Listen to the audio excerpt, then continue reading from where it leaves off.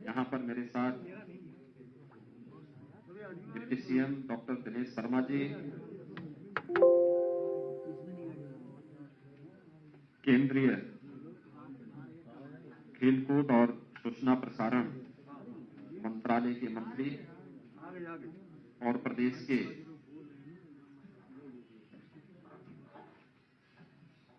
सह प्रभारी श्री अनुराग ठाकुर जी, केंद्रीय मंत्री और मोहनलालगंज लखनऊ के लोकप्रिय सांसद श्री कौशल किशोर जी,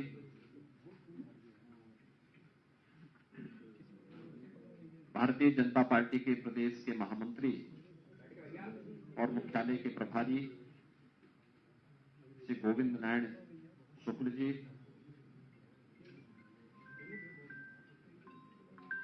अनुसूचित जाति वित्त एवं विकास निगम के अध्यक्ष और सुप्रसिद्ध दलित चिंतक श्री लालजी प्रसाद निर्मल जी समेत अपनी इस पूरी टीम के साथ मैं आपका अभिनंदन करता हूं। मित्रों, 5 वर्ष का कार्यकाल जब हमारी सरकार अपना पूरा कर रही है तो स्वाभाविक रूप से 5 वर्ष पहले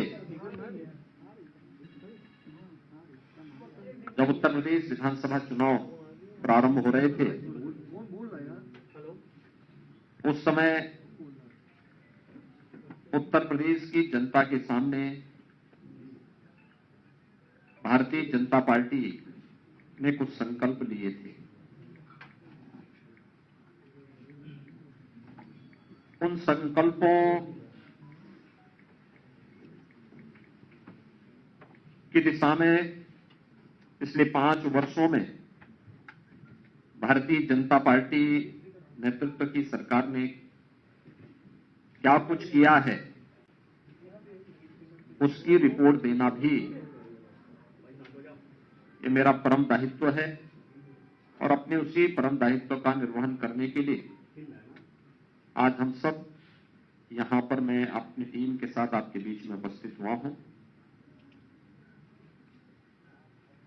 5 वर्ष के कार्यकाल की इस अवधि के दौरान 3 वर्ष की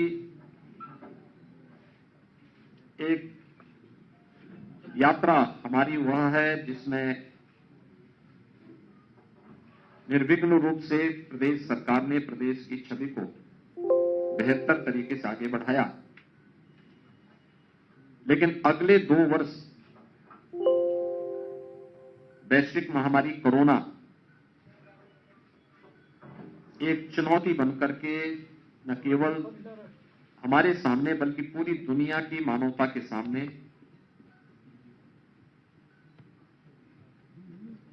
जीवन और जीविका दोनों के लिए चुनौती बनकर के सामने आई थी। ये हम सबका सौभाग्य है कि इस देश के यशस्वी प्रधानमंत्री आदरणीय नरेंद्र मोदी जी के नेतृत्व में और उनके मार्गदर्शन में भारत का कोविड प्रबंधन दुनिया के लिए एक नजीर बना जिसमें जीवन और जीविका दोनों को बचाने के बेहतरीन अनुभव भी थे और जो व्यावहारिक कार्य योजना भारत ने लागू की उसके परिणाम को भी दुनिया ने सराहा है। केंद्र सरकार ने समय समय पर जो गाइडलाइन जारी की,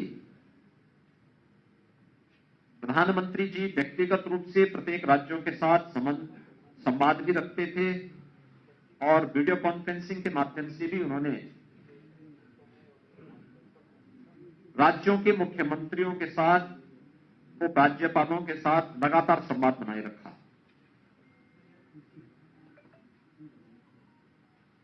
आज उसी का परिणाम है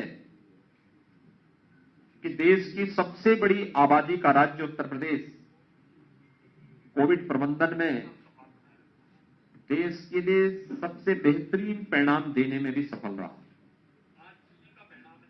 जब मैं आप सबके बीच में यहां पर आज अपनी बात को रख रहा हूं, तब मैं कह सकता हूं कि उत्तर प्रदेश की 18 वर्ष से उम्र के हर व्यक्ति को, जो एलिजिबल था, उस हर एक व्यक्ति ने कोविड वैक्सीन की पहली डोज ले ली है। यानी 100% आच्छादित करने वाला देश की सबसे बड़ी आबादी का यह राज्य है। डबल डोज लेने वाली 70% से अधिक लोगों ने डबल डोज ले ली है। अगर मैं प्रिकॉशन डोज की बात करूं, जो 60 साल से ऊपर के किसी गंभीर बीमारी से ग्रसित व्यक्ति या हेल्थ वर्कर्स की बात है, तो वह 15,38,992 लोगों ने भी प्रिकॉशन डोज भी ले ली है। और 15 to 16 17 जो 15 प्लस से जुड़ी 15 से 17 वर्ष के तो यूथ हैं, इसमें भी 1,67,281 यूथ ने फर्स्ट डोज ले ली है। कुल मिलाकर के 26,48,06,934 वैक्सीन की डोजेज अब तक उत्तर प्रदेश के अंदर दी जा चुकी है।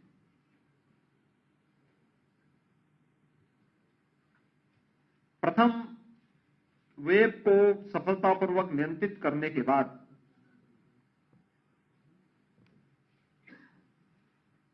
बहुत सारी चुनौतियां हमारे सामने आई थी। हमारे यहां के युवा, हमारे यहां के छात्र जो प्रतियोगी परीक्षाओं की तैयारी करने के लिए कोटा राजस्थान में गए थे, लॉकडाउन के दौरान उन्हें सुरक्षित उनके घरों तक पहुंचाने का कार्य रहा हो, या प्रयागराज में प्रतियोगी परीक्षाओं की तैयारी कर रहे छात्रों को सुरक्षित उनके घरों तक पहुंचाने की कार्रवाई, यह सरकार ने पूरी प्रतिबद्धता के साथ अपने दायित्वों का निर्वहन किया और उस कार्य को उस समय निभाया ही। उत्तर प्रदेश के 40 लाख प्रवासी कामगार और श्रमिक जो अन्य राज्यों में रोजी रोटी के लिए गए थे, जब उनके सामने संकट आया तो उन्हें सफलतापूर्वक उनके घरों तक पहुंचाने की व्यवस्था, उनके लिए खाद्यान्न की व्यवस्था, कम्युनिटी किचन के माध्यम से हर राह चलते हुए राहगीर, भरण पोषण के माध्यम से प्रदेश के अंदर के उस समय हर एक श्रमिक के और हर एक परिवार के साथ राज्य सरकार ने जहां पहली वेव के दौरान सफलतापूर्वक कुछ मॉडल स्थापित किए थे, ऑक्सीजन की क्राइसिस के फलस्वरूप प्रधानमंत्री जी के आह्वान पर उत्तर प्रदेश ने 551 से अधिक ऑक्सीजन प्लांट भी स्थापित किए। आज उत्तर प्रदेश का हर जनपद ऑक्सीजन आत्मनिर्भरता के लक्ष्य को प्राप्त कर चुका है। सेकेंड वेव को भी सफलतापूर्वक नियंत्रित करने के बाद थर्ड वेव को भी आज हम लोग पूरी तरह नियंत्रित कर चुके हैं। थर्ड वेव में हमारे यहां 17 जनवरी को 1,06,616 एक्टिव केस थे 17 जनवरी को, और आज 3 फरवरी है। 3 फरवरी को एक्टिव केस की संख्या जो उत्तर प्रदेश के अंदर है वह मात्र 41,471 है। आप देख सकते हैं कि पिछले यानी 60,000 से अधिक मामले कम हुए हैं पिछले 15 दिन के अंदर। देश के अंदर सर्वाधिक कोविड टेस्ट करने वाला राज्य उत्तर प्रदेश है। 10,47,00,600 से अधिक कोविड टेस्ट अब तक उत्तर प्रदेश के अंदर सफलतापूर्वक संपन्न हुए हैं। और कोविड की थर्ड वेव के बारे में जो आशंका थी, इस आशंका को भी उत्तर प्रदेश सरकार ने सफलतापूर्वक नियंत्रित करते हुए जीवन और जीविका को बचाने के कुछ मॉडल खड़े किए हैं। कोरोना जैसी महामारी भी तात्कालिक दृष्टि से हमारी स्पीड को कम करने के लिए थोड़े बहुत ब्रेकर के रूप में कोविड सामने आया है, लेकिन उस सब के बावजूद आज मुझे बताते हुए प्रसन्नता है कि विगत 5 वर्ष के इस यात्रा के दौरान उत्तर प्रदेश ने कुछ मील के पत्थर भी गड़े हैं। खासतौर पर उत्तर प्रदेश देश की आबादी का सबसे बड़ा राज्य, क्षेत्रफल की जिससे चौथा बड़ा राज्य, लेकिन अर्थव्यवस्था की जब बात आती थी तो उत्तर प्रदेश की अर्थव्यवस्था 6-7वें स्थान पर गिनी जाती थी। 1947 से 2017 तक उत्तर प्रदेश की अर्थव्यवस्था 6-7वें स्थान तक चल रही थी और 70 वर्षों में जो काम नहीं हो पाया, मात्र 5 वर्ष में ही उत्तर प्रदेश की इस इकोनॉमी को, अर्थव्यवस्था को हम देश के अंदर नंबर 2 स्थान पर लाने में हमें सफलता प्राप्त हुई। उत्तर प्रदेश को प्रति व्यक्ति आय को बढ़ाने में 1947 से लेकर के 2017 तक इन 70 वर्षों में प्रति व्यक्ति आय 43,000 से लेकर 46,000 वार्षिक ही बन पाई थी। आज यह वार्षिक आय, प्रति व्यक्ति आय जो वार्षिक है, यह हम लोग 94,000 तक पहुंचाने में सफल हुए हैं। 2015-16 में उत्तर प्रदेश का जो वार्षिक बजट था वह मात्र 2 लाख करोड़ के आसपास था। कोविड-19 के बावजूद यह वार्षिक बजट 6 लाख करोड़ तक पहुंचने में सफल रहा और सफलतापूर्वक इन कार्यक्रमों को आगे बढ़ाने के साथ ही उत्तर प्रदेश ने कुछ अन्य बातें इस दौरान तय की। खासतौर पर निवेश के एक सबसे अच्छे गंतव्य के रूप में उत्तर प्रदेश स्थापित हो, इसके लिए व्यवसाय की सुगमता यानी ease of doing business, ease of doing business में 15-16 में उत्तर प्रदेश देश के अंदर 14वें स्थान पर था। यानी देश और दुनिया का कोई भी निवेशक अगर उत्तर प्रदेश के अंदर निवेश करने का इच्छुक रहता तो उत्तर प्रदेश कहीं नहीं आता था, क्योंकि उत्तर प्रदेश कोई भी निवेशक होता वो पहले टॉप के जो 3 राज्य होते हैं उनको चुनता है। उत्तर प्रदेश का स्थान 14वें स्थान पर था। आज मुझे बताते हुए कि हम लोगों ने जो रिफॉर्म किए, व्यापक रूप से तकनीक का उपयोग करके निवेश मित्र जैसे पोर्टल की स्थापना करके तमाम सेवाओं को ऑनलाइन की, सेक्टोरियल पॉलिसीज बनाई, आज परिणाम है Uttar Pradesh ease of doing business में आज देश के अंदर नंबर 2 स्थान पर है। यानी देश और दुनिया का कोई भी निवेशक होगा, अगर उसे देश के अंदर कहीं निवेश करना होगा तो जो 3 महत्वपूर्ण गंतव्य उसके सामने होंगे, उनमें से उत्तर प्रदेश एक होगा और वह आसानी से निवेश वहां पर करेगा। उत्तर प्रदेश के अंदर इस दौरान हम लोगों ने व्यापक पैमाने पर रोजगार सृजन और नौकरियों को देने की कार्रवाई भी आगे बढ़ाई, जिसने उत्तर प्रदेश के अंदर कोरोना कालखंड में भी दुनिया के अंदर हर एक जगह अर्थव्यवस्था पर बहुत बुरी असर पड़े, रोजगार पर विपरीत असर पड़ा। उत्तर प्रदेश पहला राज्य था जिसने स्किल मैपिंग की हर एक प्रवासी कामगारों से सबमिट की। हम अपना सीडी रेशो बढ़ाने में सफल रहे।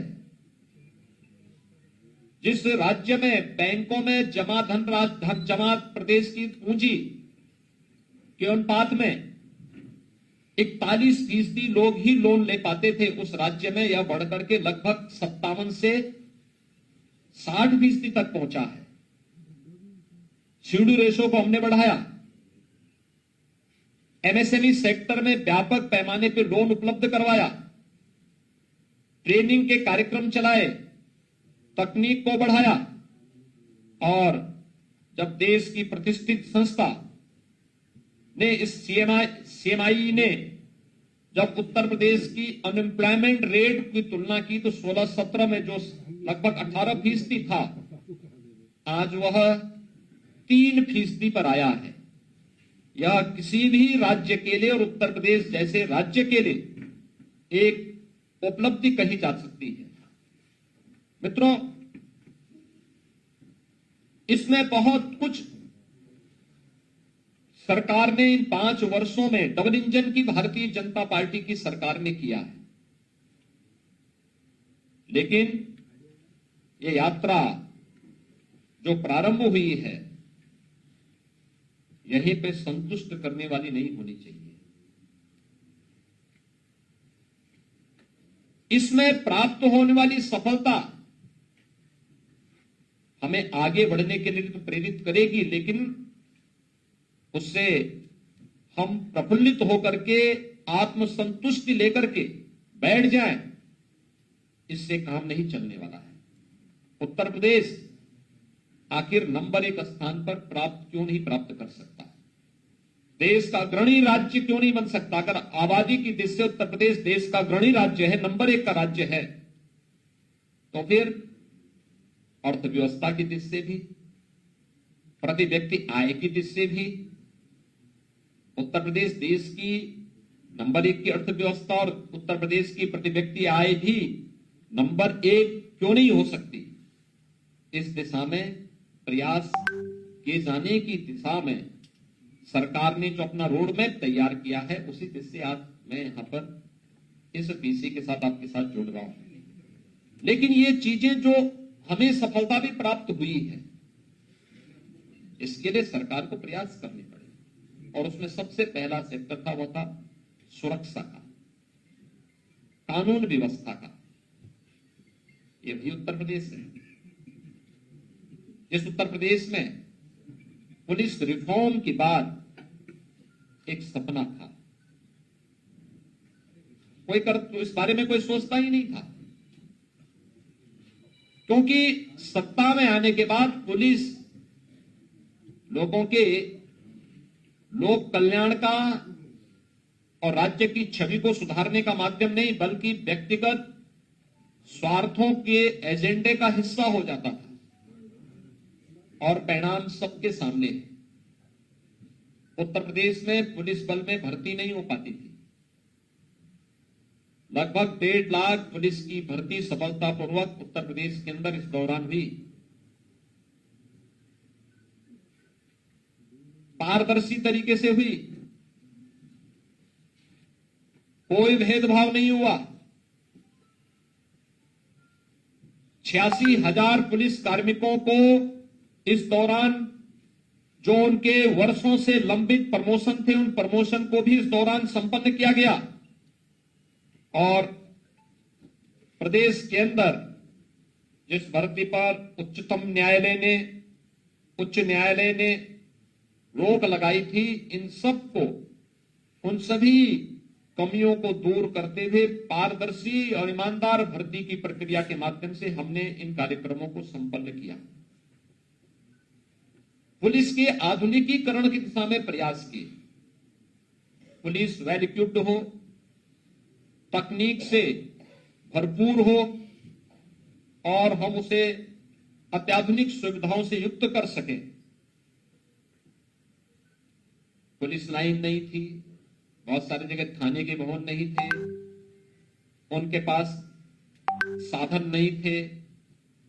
उत्तर प्रदेश जैसे बड़े राज्य में पुलिस में भारी संख्या में भर्ती नहीं हो पा रही थी, प्रमोशन नहीं हो पा रहे थे,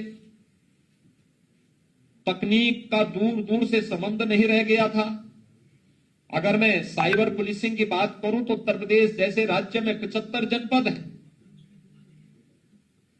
लेकिन साइबर थाने मात्र 2 थे। एफएसएल की कोई लैब नहीं थी।